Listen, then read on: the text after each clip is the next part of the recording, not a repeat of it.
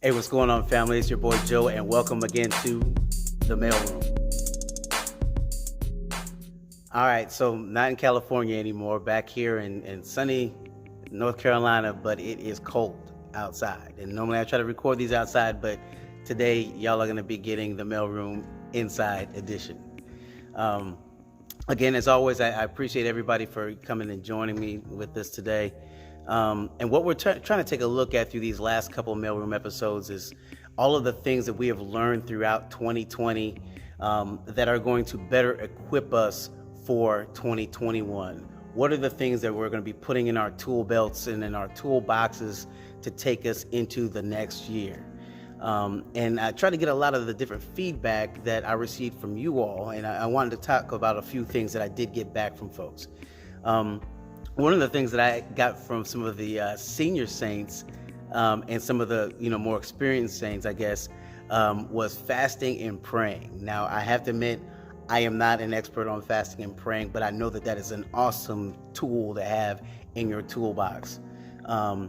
I do hope to have someone next week who may be able to kind of help us to walk through that a little bit more, so we can be better equipped to use that as a tool for 2020. But the overwhelming response that I've gotten from everyone has been more so on the lines of being okay with not being okay, and actually understanding what it is to have to wait and to have anxiety and not feel like we can't express that in a positive way.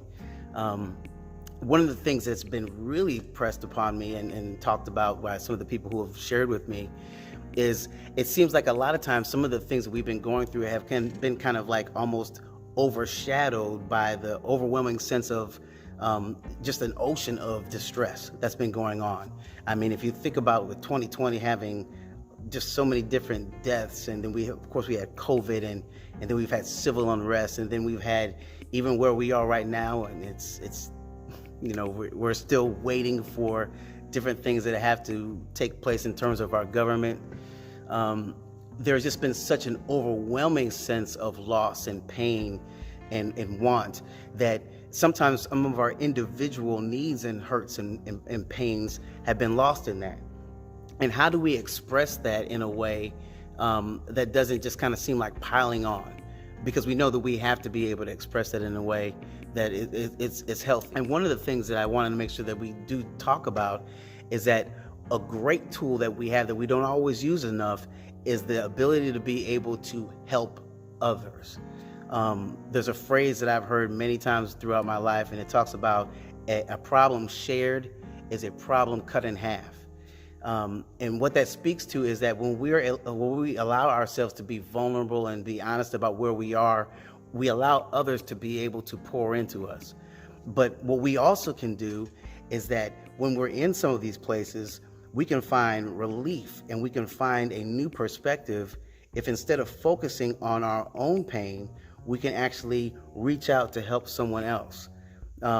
Helping others is actually very therapeutic. Not only is it therapeutic, but it also serves as a way of perfecting our perspective.